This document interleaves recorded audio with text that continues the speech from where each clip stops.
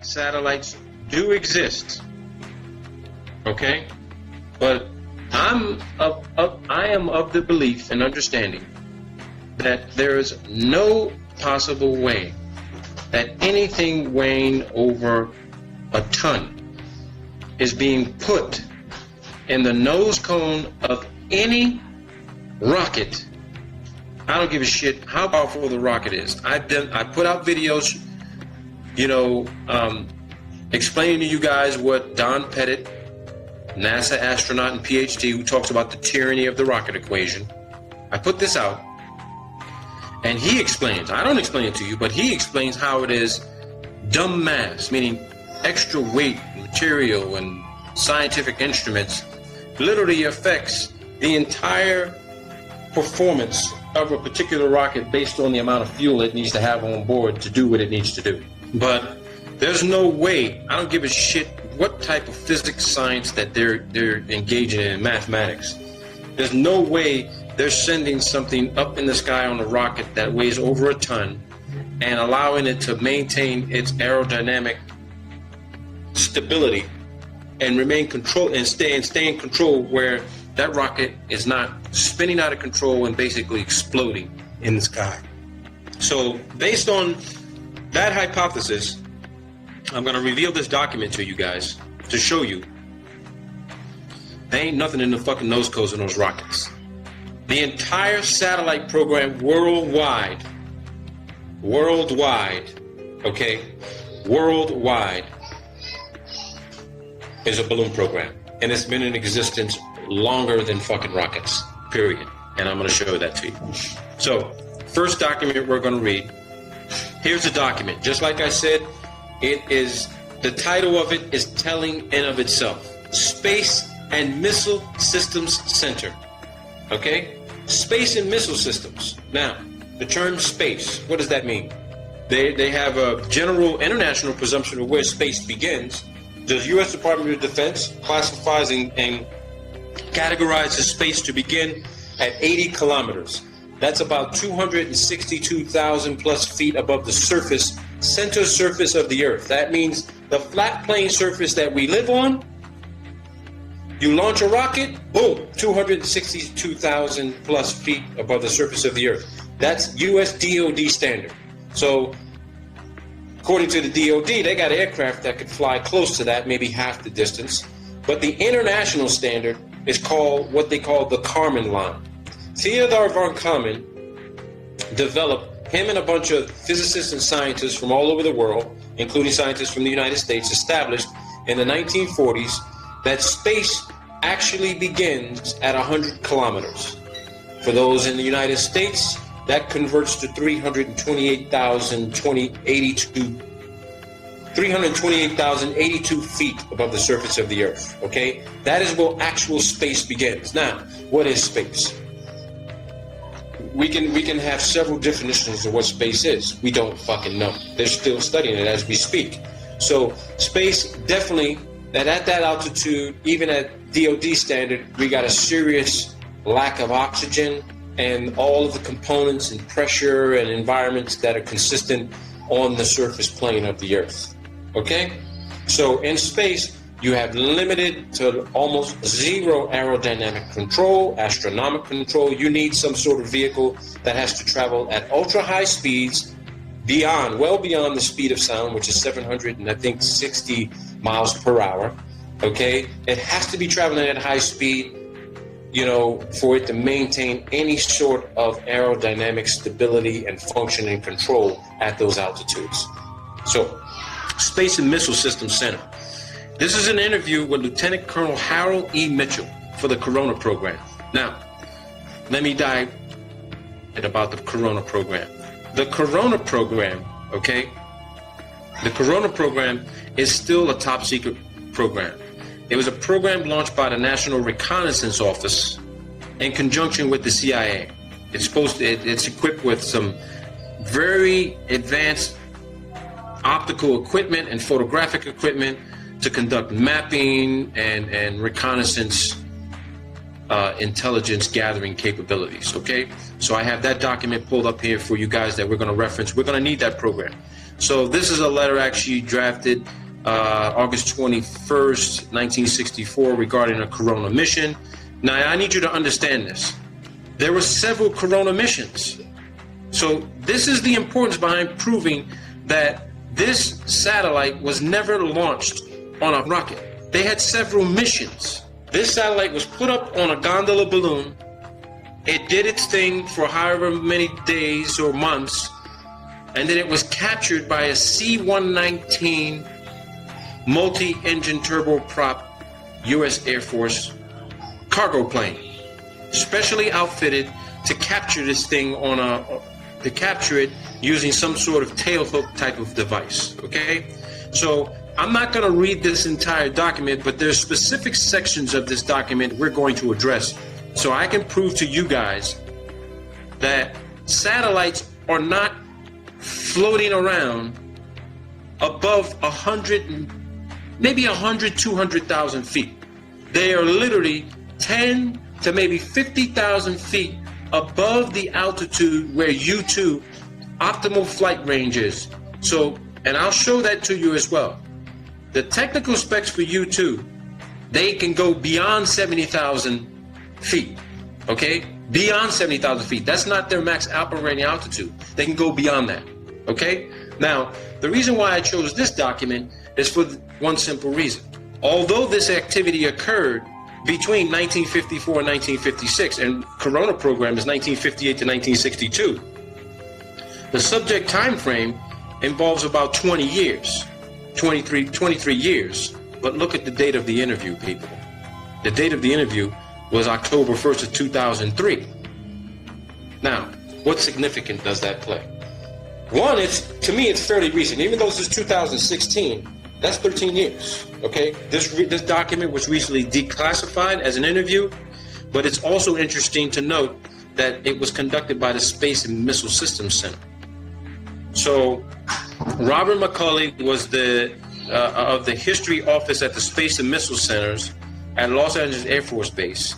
So this guy is going to interview Lieutenant Colonel Harold E. Mitchell of Missouri over the telephone about his experiences recovering Corona satellites. All right, I'm going to skip forward because he just talks about the guy's history, where he got his training, how long he's been doing his training. You know, this is just basically, introductory type of, okay, this is who this guy is. I need to know who he is. Now let's get to the meat of what it is he was doing and what his role was in this program. So they talk about what his rank was. This guy was a captain. He was in charge in 1954. He was part of the Dragnet program, also known as the Genetrix program or Weapons System 119L came along. They were flying out of Charleston, South Carolina. That's where they were doing a lot of their training. They were flying a C-119. You saw a brief picture of what that looks like. It says, how did you conduct your training? They talk about how they were conducting their training. Again, a lot of this information, it's not insignificant, but it just adds to the narrative of, is he talking to the right guy? All right? All right. So here's some of the beginning meat of this interview. McCauley asked Captain Mitchell, did you ever recover the Dragnet training capsules at night? Mitchell says, it's impossible to recover at night. The only time we flew at night was during our instrument training. We didn't fly our emergency training at night either. We did all of our training instrument flying 16 hours a day. We did that because time was of the essence. And if we didn't fly night missions, we'd never get all the training done to get people ready to go into the practice sessions, okay? So let's go ahead in. Now, here's where he describes what the Dragnet gondola looked like. What did a Dragnet gondola look like? Well, we used similar parachutes except the Corona program or Discoverer program only used one chute, okay? We used four 28-foot parachutes for a Dragnet gondola, and they did all of the chute modification at the parachute shop. They would attach four parachutes, and these were not reinforced parachutes. They were just to lower the load, the gondola. You'd attach them to the gondola, and then from the middle of this, on a longer tether, you would have a smaller chute that we call the drogue chute. I think the drogue chute was 100 feet above the four descent chutes, and the drogue chute was reinforced. We could make our passes on that drogue chute. when they say they can make their passes on that drogue chute, you're looking at a 100-foot tether. And what would happen is that the drogue chute would deploy. You got a 100-foot of tether. The plane didn't need to come within a dangerous distance of the chute as the satellite was falling from the sky, and they'd have a hook at the back of the aircraft that would fly by and hook this chute. And once they hooked it, they start reeling it into the back of the aircraft. Here's some important data. The top of the gondola had a compartment for the chutes and all that stuff. And a lot of it had to be the parachutes, but the whole capsule was 1,450 pounds when it was airlifted. Okay? The capsule they're talking about is literally the satellite. The gondola had now I want you to pay attention to this. He says this is Mitchell, Captain Mitchell talking. Captain Mitchell says the gondola had a huge balloon.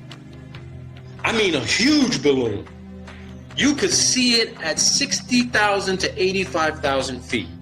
Now, this supports what I've been telling all of you, that NASA has had a balloon program literally for decades, over as long as they've been in existence. Some of these balloons are the size of a football field. When you look at the size of a football field, 100 yards long, 50 yards wide, just imagine what that looks like up in the sky. Think about what a balloon that size could lift off the ground. Okay? Now, Macaulay says, did you ever see a Genetrix balloon get inflated and then lift off? Did you see that process? Mitchell says once, but I didn't see the beginning of it. I saw it when it was about 3/4 filled and then the liftoff. Now, this was only in the training phase of our operation in the summer of 1955, and that was done in Denver, Colorado at Lowry Air Force Base. The one that I watched launch, they had to put the capsule on a forklift, and I imagine this was done before the balloon was attached and inflated. At any rate, they started their inflation, and then as the balloon got full enough to support itself and go airborne, they'd run down a taxiway with the forklift, carrying the gondola until the balloon had enough lift to get the gondola airborne. I want to show all of you what that actually looks like in real time. Now, when I say real time, okay, when I say real time, I'm talking to you, this is a launch that had already occurred in Antarctica. This is a launch that already occurred in Antarctica, and I'm going to show it to you. And here we go.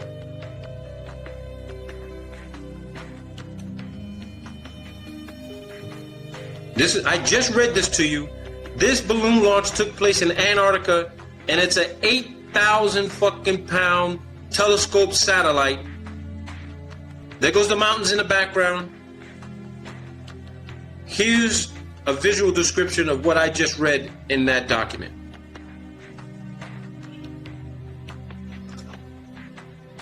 Down a taxiway and getting in the loft and launching it. Watch what happens.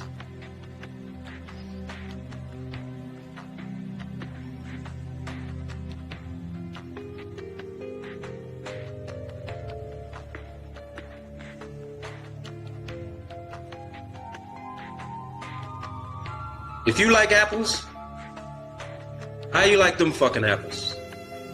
That's 8,000 fucking pounds, people. 1,000 pounds. That dome on the top is actually where all of the radio equipment is installed so that a C-130 can communicate with it. It sends off a signal so that when these aircraft are in the air, they can detect the signal while it's up at 85,000 feet, 100,000 feet. Today's balloons get to about 130, 150, 180,000 feet, okay? And at nighttime, when the helium air is cooled down, the balloon drops in altitude about 10,000 feet, maybe 5,000 feet. And then when the sun shines back up on it again, that hot helium air expands and the balloon raises in altitude again. So you have this oscillation of losing altitude, gaining altitude, losing altitude, gaining altitude. Now, for anybody that hasn't paid close attention to what the ISS is doing, The ISS is doing the same fucking thing that balloons do. And I'm going to prove that to you as well, that the ISS, if it exists, which now I'm of the conclusion that it does exist, that means that the ISS is up in the sky. It's not at 245 miles. It's within, say, 150, maybe 250,000 feet. And to prove to you where that site location is, this is Google Earth Pro. This is December 15th of 2009. Okay? This is Antarctica. Antarctica people. On the other side of Antarctica, this is the launch site for the balloons. It's called the Wallop program. Based on satellite imagery, you have these large cranes out there, okay? The launch site for the balloons. Further proof that they're using aircraft to capture these things down in Antarctica. This. Here goes your C-130s, C-7. These are your C-130s. These are your C-119s. Turboprop planes. And if anybody wants to say, oh, well, they're using this to transport people back and forth. Yeah, they are using people to transport back and forth. But guess what? These are also specially outfitted aircraft that literally recover when they intentionally burst the balloon. It comes down on a drogue chute, and these aircraft fly at 20, 30,000 feet, and they go and grab this thing. There's your aircraft. 5. You have a 6th over here. This is for crew transportation, but these big boys right here, these Hercules are the ones that are recovering 8,000-pound telescope satellites launched from Antarctica. The document. Because this document gets better. Now, Macaulay says, did the gondola lift off pretty quickly after it was inflated? Mitchell says, yeah. Once it was inflated with the helium it carried, that balloon was designed to go during the day to about 85,000 feet. Now, this is back in 1954, people. Today's balloons get, well, almost 3 times this altitude, okay? Maybe 2.5 times. As nighttime came and the gas cooled down, it would come down to around 60,000 feet to 65,000 feet. So it dropped almost 20,000 feet in altitude in the evening time, okay? In the evening time. So I want you guys to picture this, okay? There are people online who they're so in love with NASA, they will tell us, all these trolls will say, no, I've seen satellites myself. They'll say, no, I've seen satellites myself. I've seen it in my telescope. I've seen the Hubble. I've seen the space station. I've seen a satellite pass over. You're looking at the Hubble and the ISS floating around in the thermosphere, moving at high speeds, because the hot air up there moves at high speeds, very high speeds. How fast those speeds are, who knows? But we know this for a fact. The higher you go, the faster you have to go. Right? The higher you go, the faster you have to go if you're using an aerodynamic vehicle. Now, Macaulay says, do you know how long the balloon floated over the U.S. before they were usually recovered? Mitchell says, it varied with the flight path. We tried to recover them before they left the continental limits of the United States. We had one balloon that went into the jet stream and flew east during our training period. I believe that it took off in July 1955. We deployed an airplane and he went to Goose Bay, Newfoundland, refueled and headed for the Azores. I believe there were another 1 or 2 airplanes from other squadrons too. He says the balloon was finally terminated someplace over the area of the Azores. I don't think that capsule was ever recovered. I couldn't say for sure. Macaulay says recovering a Discovery parachute must have been easy compared to a Gendrich gondola. Mitchell says it was. Discovery was much easier once we resolved the problems and they designed the right parachute and equipment to recover it with. Actually, when you do aerial recovery every day, it's a piece of cake. Easy. It was fun. Each recovery aircrew had to aerially recover 5 dragnet parachutes after we'd complete our aerial recovery phase. we went up to an airfield at Georgetown, South Carolina. Ground crews would use drums of water to simulate the gondolas for surface recovery. Oh, look at what he says here. He says, during the genetics program, we operated under the Strategic Air Command. To show you how important genetics was to the Strategic Air Command, we pilots each carried a letter in our secret folder along with our top secret aircraft equipment. It was a letter from the Director of Operations for Headquarters, SAC. His name was Brigadier General Howard Smith, to the commander of any SAC base where we had to land, that we had the number one priority over anything else in refueling, maintenance, and getting our aircraft back airborne. Now, why would they have number one priority to refuel and get airborne again? Let's assess that. Well, if there's hundreds or thousands of these satellites supposedly in space floating around, and we know now they were balloons, and these things suffer some sort of malfunction and they come down, that airplane has got to go to that location to recover that thing. These airplanes had to be available non-stop to go anywhere at any time to recover this thing. And it had to be recovered once they got notification, hey, the balloon just popped, drogue chute, we need the aircraft up in the air immediately. They couldn't get to one of these satellites fast enough, and it actually crashed somewhere in a foreign country. And I'm going to read that document to you of what happened to it.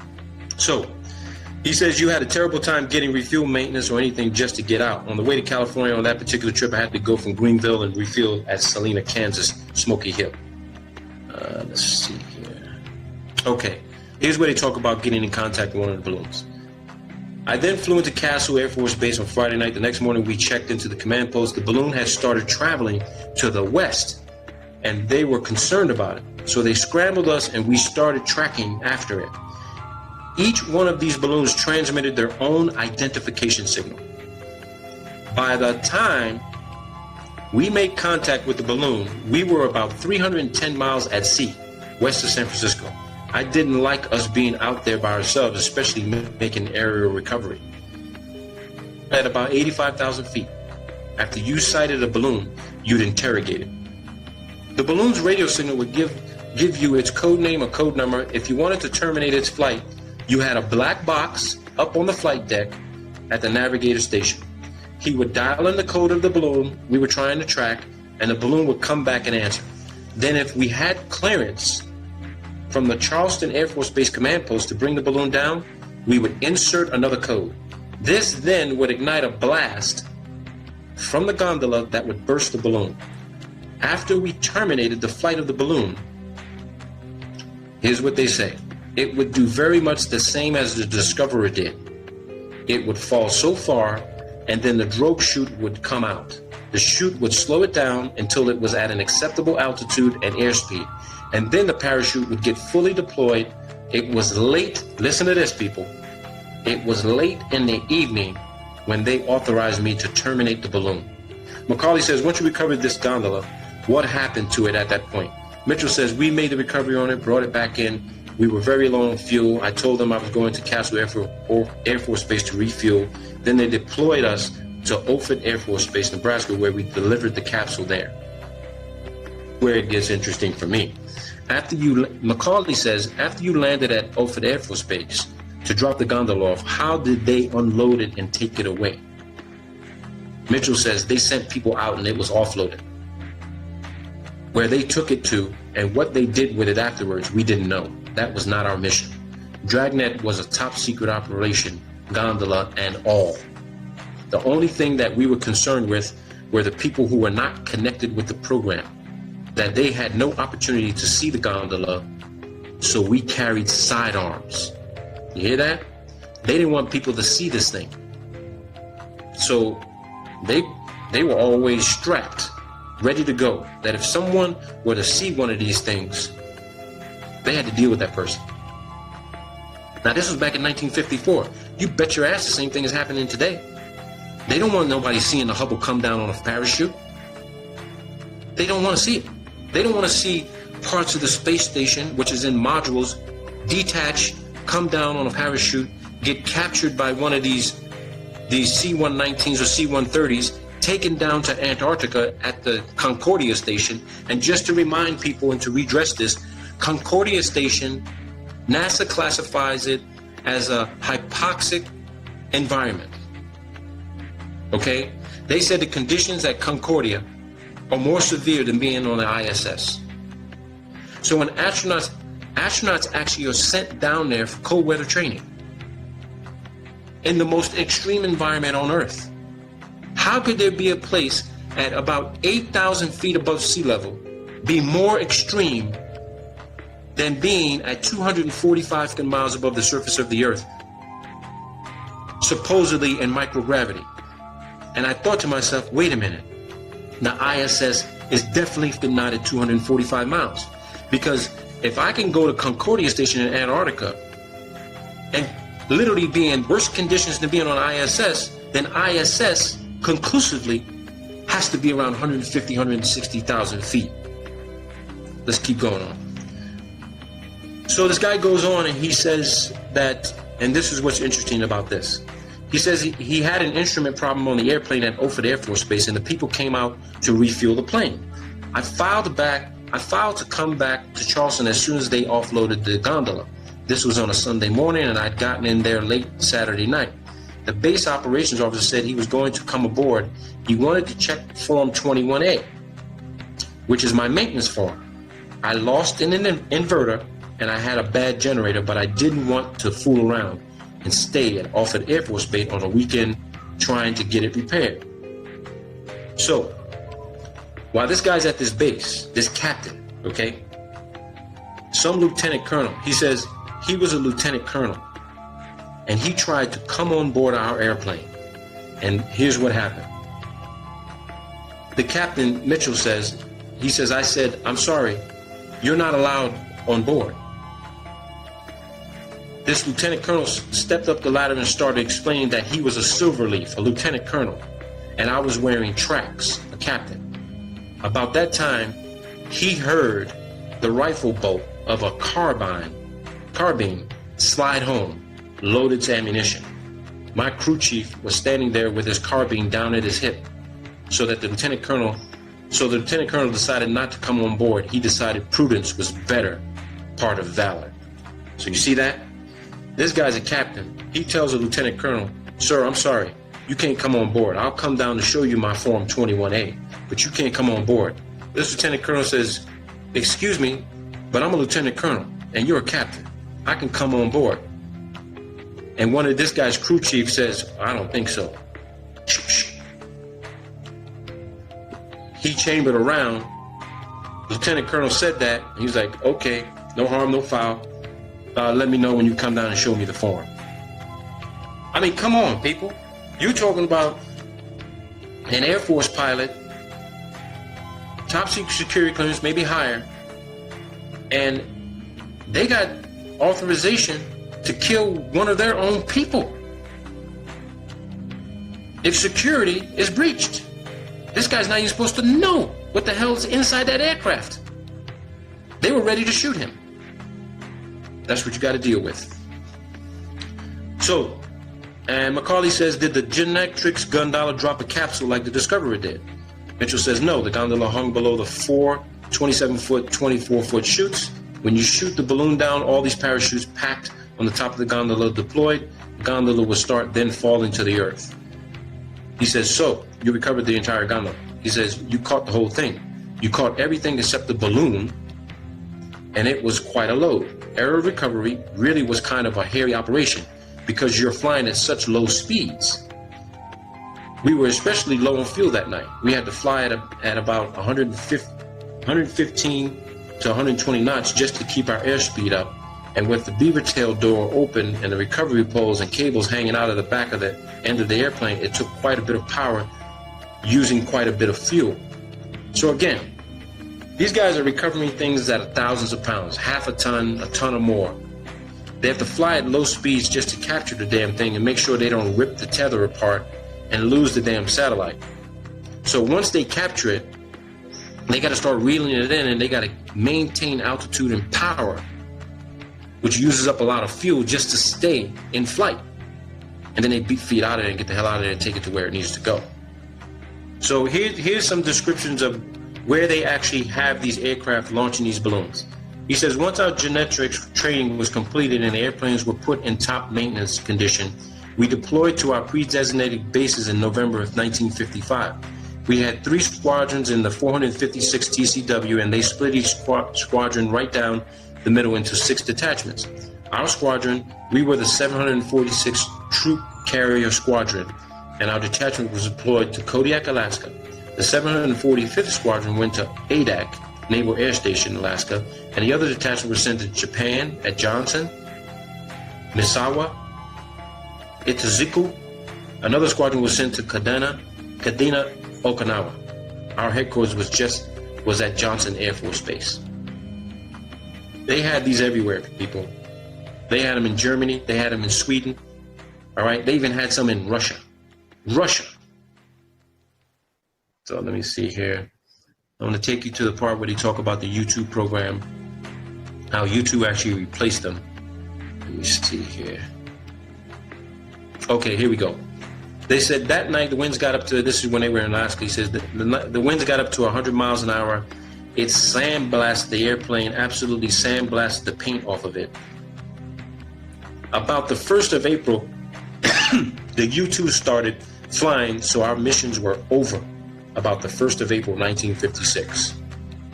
Okay? I'm going to show you Lockheed's site so we can look at U-2 and do a little brief technical descriptive analysis of U-2. Macaulay says, when you were flying out there looking for gondolas, were you both visually looking for them and listening to your radios for their signals? Mitchell says, we were doing both. In Alaska, the daylight hours are pretty short in wintertime, so they would give us the codes of the balloons that were flying in our area. The navigator would continually monitor the different codes with the ADF, the Air Direction Finder radio. The balloons had ADF beacons that we could come home in on. Each balloon had its own frequency. We would sit there and the navigator would keep scanning these different frequencies that we would get for that particular mission. Now, think about this, people. You have amateur radio operators out there all around the world who says that they can track the signals from satellite communications. Now, I'm not doubting they can track satellite communication signals. But let's be clear. What we've all been led to believe what a satellite is something that is so far advanced and technically incredible that is floating around up there on its own. We see these on videos, we see this on television. Oh, look at this satellite. It's always a CGI photo or video or some sort of artist rendition of what the satellite looks like. It's a drawing.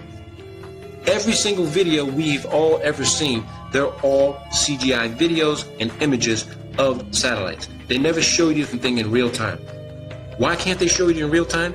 Because it's not where they say it is. But what is up there is a real satellite, but it's not at the altitude they claim it is. It is giving off a frequency and signature. It is floating in the sky, but not unaided. You only see it at night, and when you see it, it's the moonlight or the sunlight reflecting off of this. Now I know why these satellites have to have these gold and aluminum reflective surfaces, because they are maintaining the lie, fraud, illusion. Oh, look at the satellite up in the sky. You see the sun reflect off of it? There it is. But you don't see the tether. You don't see this dark colored black balloon floating in the nighttime sky. So here's what the guy says. About how many balloons would you be looking for at one time? Mitchell says the number would depend on the balloons identified in a daily mission, frag order, fragmentary operations order. Their codes would be listed. So each one of these balloons has a frequency and a code. This guy's saying, I think it was 10,000 feet the beacons would continue to function. We thought that they went down and were in the snow in the Brooks Range or some of the other mountains up in Alaska. He says, did your unit tell you the purpose or the mission of the genetics while you were doing this?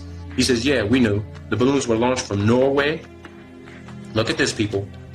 The balloons were launched from Norway, Denmark, West Germany, and I think some from Turkey. In the winter, February of 1956, there was an article in Time magazine about the Russians complaining about our overflight of the Soviet Union with these balloons. Holy shit, people. I mean, really.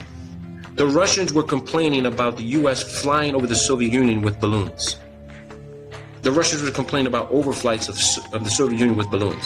They had any number of gondolas stacked in the Sperodonivka Palace driveway of Foreign Ministry. Molotov. It was just unbelievable. He had many of them. What they're describing here is this. The Soviets ended up capturing a shitload of these fucking balloons the U.S. was sending up in the air. And they would literally send their aircraft up to capture them and bring them down. Now, you got to think about this, people. This is absolutely mind-blowing. You're trying to tell me that we've been spending trillions of dollars for over 60 years for a satellite program they claim is going up on a rocket, and it's just a balloon you can buy from a hobby shop? Oh my God. That's incredible. An interesting fact, the airplane I flew during the Corona program had many recoveries of balloons than any airplane in the 456 wing. It was flown by Captain Slaughter Mims. And I think Slaughter recovered 3 balloons near Japan. He got more than anyone else. Slaughter had a lot of success. And he's describing the same aircraft that this guy flew. Okay? Here you go. This guy, Macaulay says, how successful was the Genetrix program?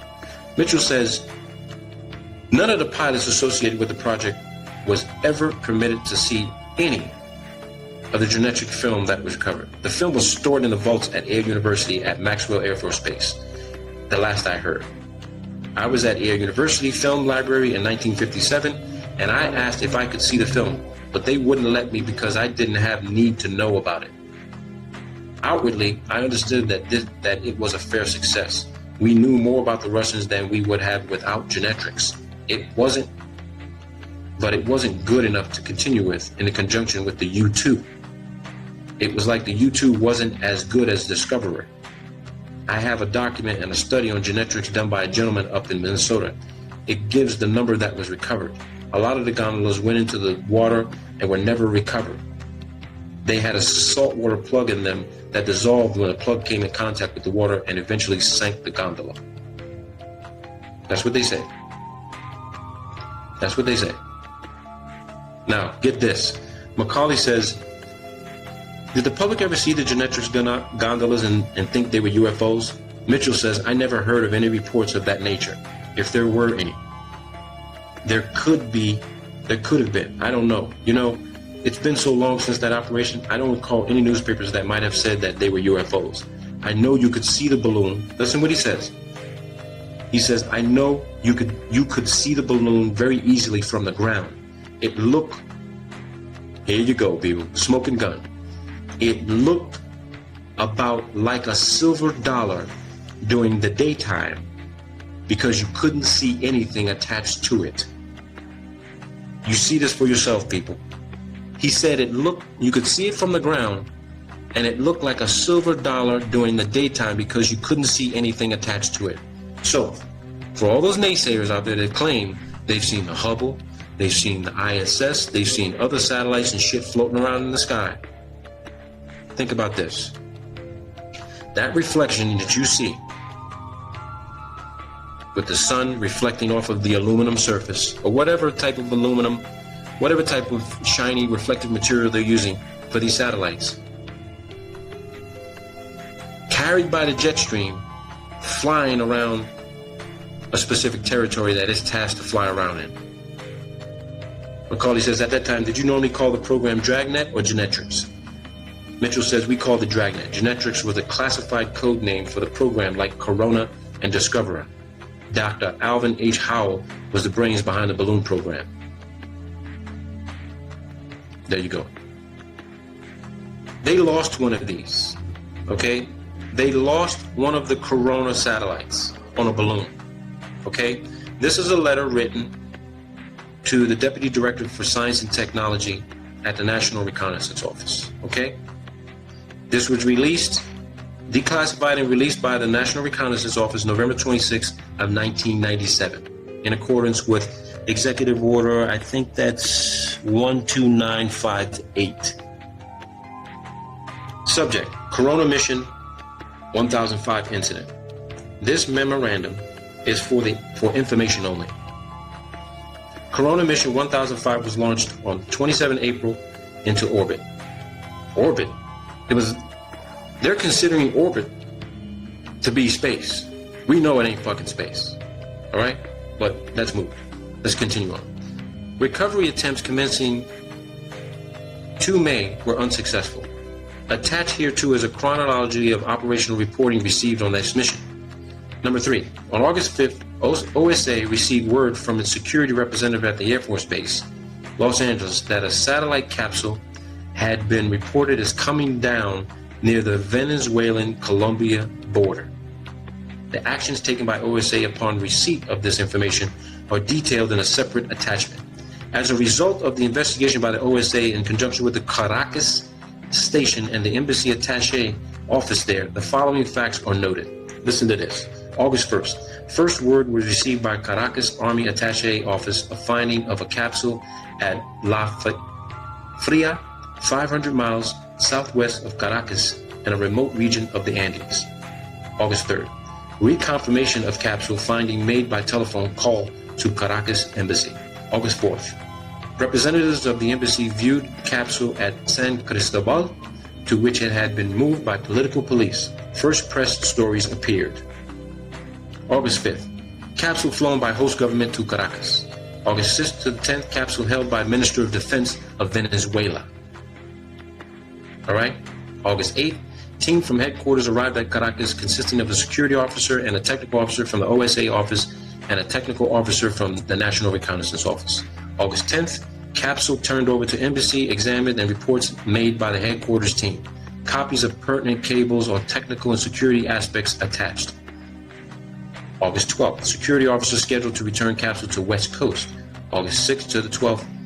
For the record, it should be noted that on Thursday, 6th August, a request was made by the CIA to the NRO to convene a meeting of the Interdepartmental Contingency Planning Committee to assess the problems, coordinate procedures, and assign responsibility for responding to any news media queries which might arise. Now, what's interesting about this, they noticed there was a label that there was a secret label on a satellite. It was marked secret. They removed that classification from it. This is regarding the history of satellite reconnaissance, volume 2A, SAMOS. Remember that name, SAMOS, okay? The SAMOS satellite, because here's what I'm going to take you to next.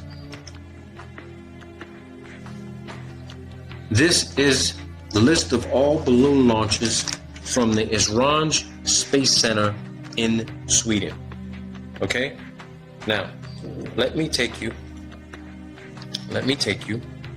to the Swedish Space Center. And here is the Swedish Space Center website. This is the Swedish Space Center. And as you can see, they have balloons and rockets, payloads. This is their website. This is their website.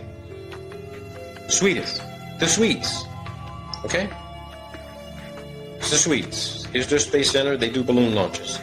Now let me take you to the document I downloaded from their website. Now, this is a list of balloon launches from the Esrange Space Center starting December 9th of 1982. Remember that term, SAMOS?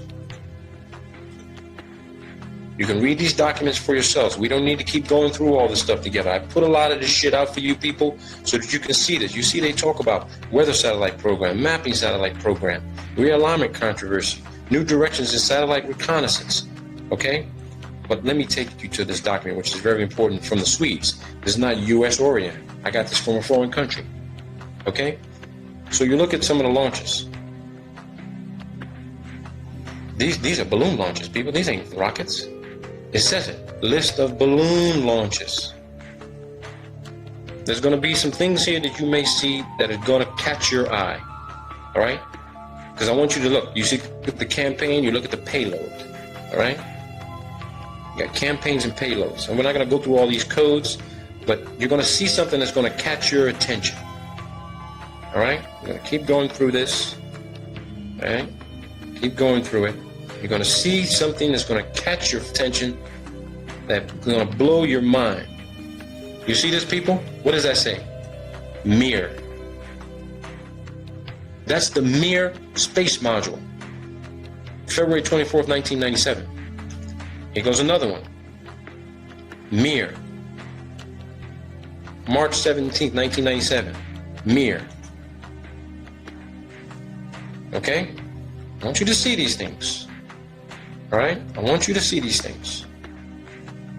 Let me take you to another one here, because there's let me hang on.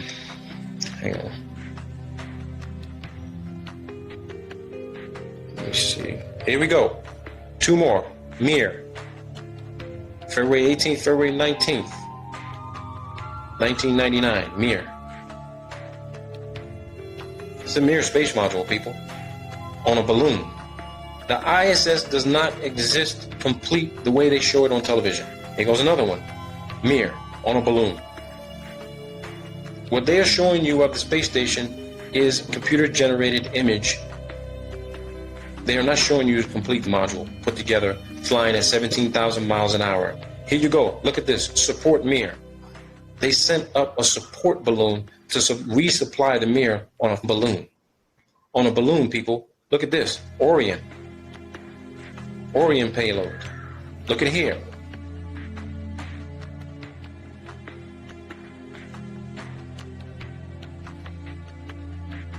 Inmarsat. You want to know where your satellite phone communications come from? A balloon, people.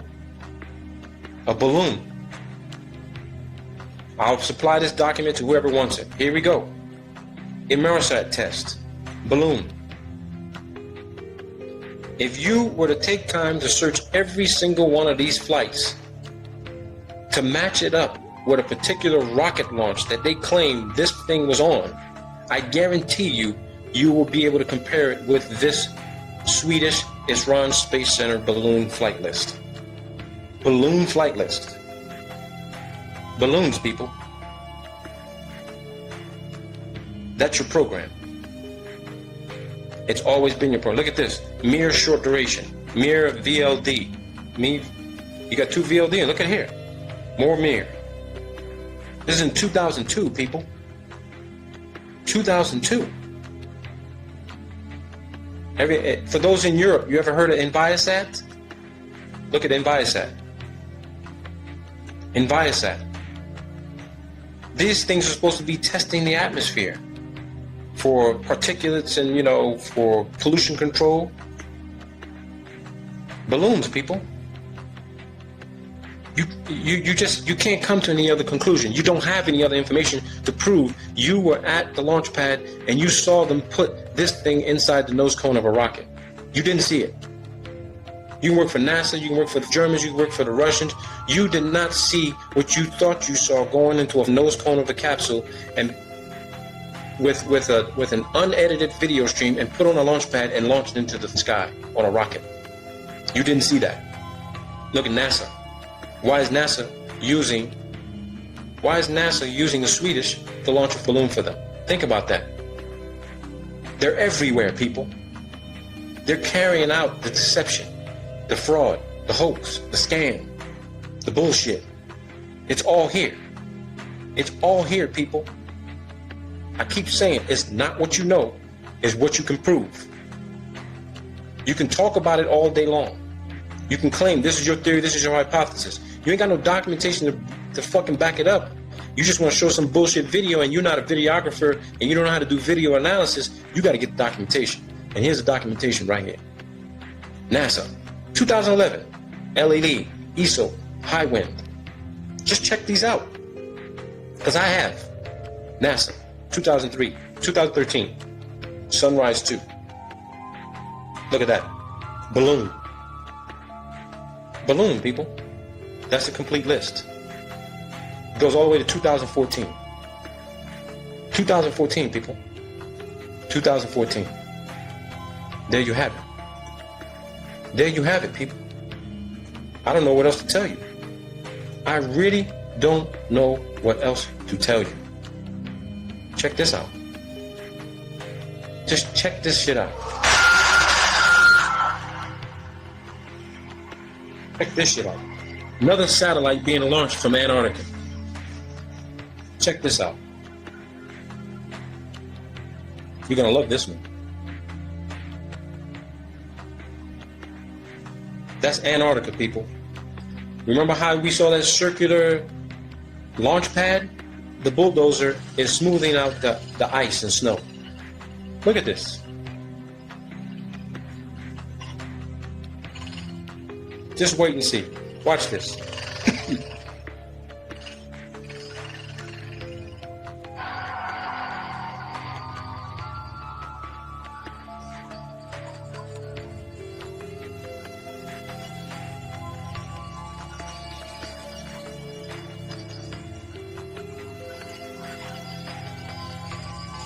This is McMurdo Station in the background. McMurdo is right back here. They have line of sight to this airstrip.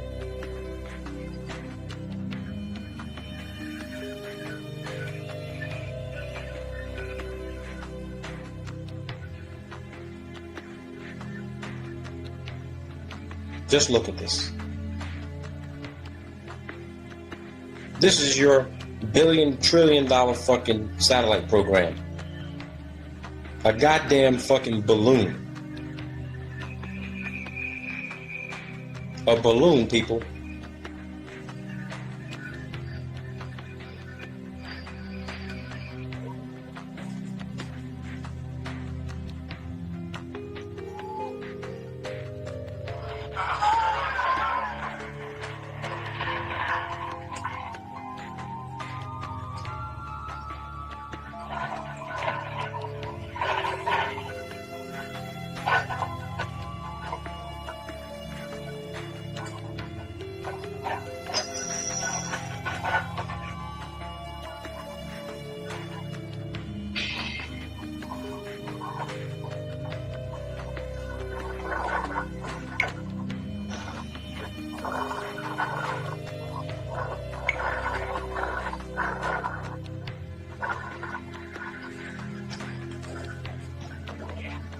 It goes fucking $20-30 million on a balloon. It's not inside a fucking rocket nose cone. There you go. Woohoo! Woohoo! Yay!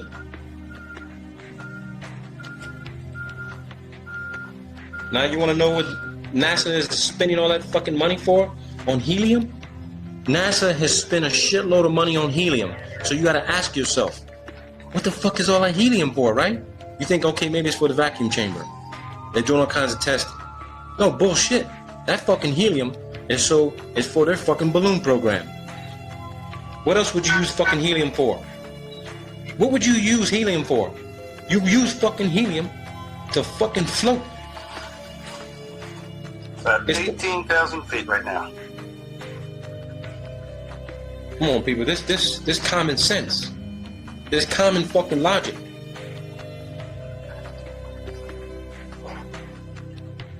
Hey, the payload is now at 105,000 feet. Look at that. 105,000 feet. Quite well, even with the naked eye. It's nice and well inflated now. So based on the size of that balloon, now we're at about 120,000 feet. look at that. So these things got to get to at least 150, maybe 100, maybe they can get to about 180,000 feet. But at nighttime, see this fucking thing. You're not going to see it. You're not going to see the satellite. Period. So we're going to go to aircraft. Let's go to the U2 Dragon Lady. Let's go to the U2 product card. Okay, so here's your U2. I can tell you here right now, this is a new upgraded edition. They've upgraded the satellite system. So instead of, they're still using balloons, okay? They're still using balloons. But as far as military, advanced communications, topography, mapping, this platform 33 of these are stationed around the world. 33 of them. Half of them are flown unmanned. Half of these can be flown without pilots inside of them. They can fly 24 hours. They can be refueled in the air at high altitude. They've got everything on board that you would need to do the same communications on the ground. 15 of these can be flown without pilots, unmanned. When I spoke to my professor, who used to be a Defense Intelligence Agency officer, he was in charge of the U-2 ISR program, Intelligence Surveillance Reconnaissance program. I asked him how many of these would be needed to cover the entire Earth in a 24-hour period. He told me, you only need 10. You could cover the entire Earth. And your satellite photos that you guys see, satellite imagery, high altitude imagery that they claim is coming from the ISS, the U-2 is taking the high definition photographs and they're being presented as ISS footage. Don Pettit told you in the Tyranny of the Rocket Equation, there ain't no fucking way humans ever left the fucking Earth. They ain't never left the fucking Earth in the space. This is it right here. Period. Period. So, let's look at this document. I want to blow this up for you guys here. So, let's do this. It says here, and I want to go specific to the technical capabilities. Okay? Let's do this. It says here, look at the maximum cruise speed. Actually, no, the cruise speed is 475 miles an hour. Now, that's completely contradictory to what we have learned and been told with regard to high altitude aeronautics. That the higher you go, the faster you got to go to maintain aeronautic stability and control. But it seems here that the cruising speed for the U-2S is 475 miles an hour. There's less atmosphere at altitude. But this is where people get confused when you see all the videos. It says the ceiling is above 70,000 feet. Above 70,000 feet, people. The max altitude of U-2 is not 70,000. The ceiling is above 70,000. The range is greater than 6,000 miles. Which means if the cruising speed of U-2 is at 475 miles an hour and it can go above 70,000 feet, that means that there's definitely atmosphere that is breathable. You can operate in it above 70,000 feet. And you use less fuel at 475 miles an hour above 70,000 feet. This is the cruise speed. Maximum weight, 40,000 pounds. So, would you think maybe possibly they could put some sort of advanced optical scope on this bad boy? Because the Hubble was 27,000 pounds. Maximum weight of this is 40,000 pounds. So how much advanced imaging and communication equipment you think you could put on this platform? It's twice the mass of Hubble. Flying at above 70,000 feet. Here it is right here. And look at the price. Here's what's interesting to me, the coincidence, people. The Hubble, they claim, cost $1.5 billion. The Hubble.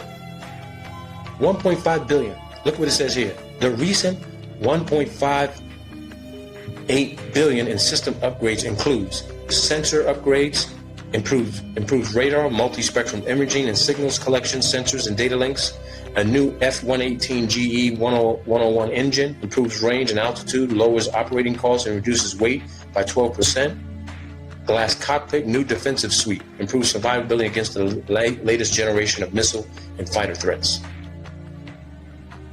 $1.58 billion. The Hubble, $1.58 billion. Sophia, 1.5 billion. That's the magic number for a lot of this bullshit. $1.5 billion is the number these government agencies are using. It's probably costing half of this, and the other half are going in the fucking pockets of your fucking Senate and congressional fucking representatives and their fucking contracting companies who are building this bullshit and telling you, oh no, it's all going up on a fucking rocket. It says here, reconnaissance and surveillance from the stratosphere. The stratosphere. Everything we know of, communications, imagery, you name it, everything stays within the stratosphere, which means we can't get beyond the thermosphere. We can't get there. We can't get there. This is our limitation. We can't go beyond this technological capability because we just can't get out there. We can't get there, people. When they say the U-2 flies at the edge of space, I'm sorry to tell you, the edge means you're maybe within 5,000 to 10,000 feet of the Kármán line, which is 328,000 feet. How the hell could you be up in the U-2, be on the edge of space? The edge of what space? You mean the next space, which is from the stratosphere, is the mesosphere, and then the thermosphere? Because maybe they're on the edge of the mesosphere. Or the they ain't close to the thermosphere because it's too goddamn hot up there. It's in excess of 500 degrees Fahrenheit.